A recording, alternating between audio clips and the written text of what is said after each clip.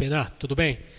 Queria primeiro que você falasse um pouquinho dos desafios, né? Porque foi uma temporada atípica, né? Não tivemos Copa São Paulo, o calendário aí foi modificado, a categoria jogou, né?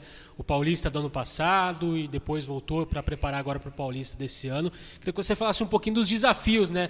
Num calendário que foi atípico nessa temporada. Verdade, boa noite.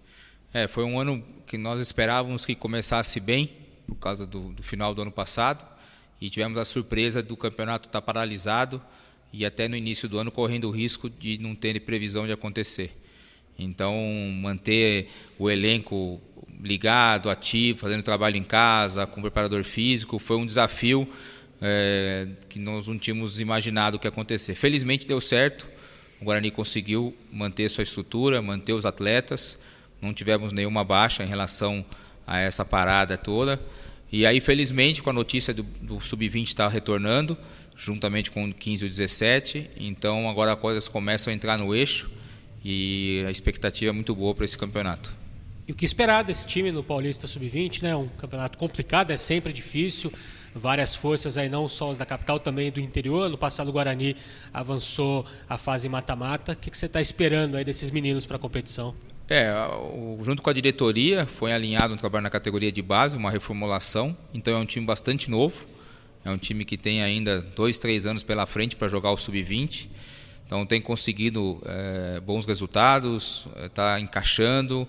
É um trabalho, nós praticamente estamos treinando há 30 dias, 35 dias, mas está acompanhando, e a expectativa assim, sempre do Guarani tem que ser uma expectativa alta. Não adianta nós dizermos que só vou competir, não.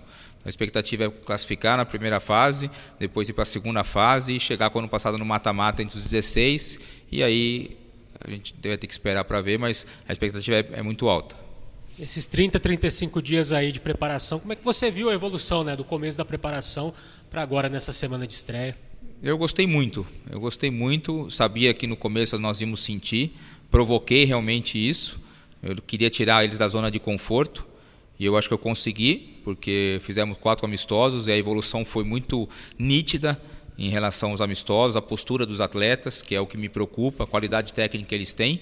Então, mas para mudar a postura, querer ganhar, querer competir, é uma coisa que a gente precisa voltar a ter na categoria de base do Guarani, voltar a ter vitórias, a querer vitórias, entendeu? E a gente foi muito interessante esse trabalho ao longo desses 35 dias, e acho que está no caminho certo. Hoje acho que foi um dia para a gente fechar com chave de ouro a preparação, já pensar na estreia na quinta-feira com o pé direito. E foram 2 coletivos também, né, com o time principal, né, o time profissional. Também importância para os meninos, né, terem essa vivência, fizeram jogos competitivos nas 2 oportunidades. Sim, foi muito produtivo. Eu acho que o Guarani precisa disso, ter essa proximidade entre o departamento profissional e o departamento da categoria de base. Isso só tem o clube a ganhar, aos profissionais que estão aqui, aos atletas principalmente. Então foi muito proveitoso, acho que de ambos lados, tanto do profissional como para nós. E eu acho que isso se repetindo mais, o Guarani só tem a ganhar. Fala um pouquinho também da estrutura do Euroamérica, Pena. Vocês estão fazendo as atividades por lá, né? Um espaço novo aí para as categorias de base do Guarani. Sim, foi uma conquista esse ano importantíssima. Tem que dar todo parabéns ao Conselho de Administração, ao presidente Ricardo, ao João Alexandre, vice-presidente da categoria de base, o Assis Eurípides. O que eles fizeram mudou o Guarani de patamar. Hoje nós temos um centro de treinamento da categoria de base, mais alguns meses nós vamos estar com excelência lá, e aí realmente a tendência é cada vez mais você subir o sarrafo para que consiga formar atletas de alto rendimento.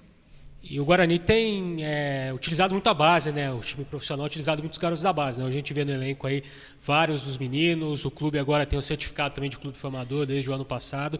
Queria que você falasse também da importância, né, de continuar abastecendo, né, o time principal com os meninos que vêm do Sub-20, Sub-17, enfim.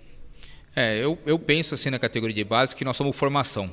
A base é formação. E o melhor ativo do clube, o melhor patrimônio do clube é a categoria de base. Então hoje nós temos aí 14, 12, o número pode variar de acordo com o que a gente pensar de atletas no profissional, e a tendência é que continue fazendo isso, que a gente continue criando essa transição para que esses atletas no profissional possam ter a vida deles, possam seguir sua vida, e eu continue abastecendo o profissional com jogadores da categoria de base, porque daí eu motivo o sub-15, o sub-17, o sub-20, sempre tá com um foco de ficar por aqui, querer jogar aqui, querer que subir aquele túnel do estádio aqui, que é só quem subiu sabe que arrepia.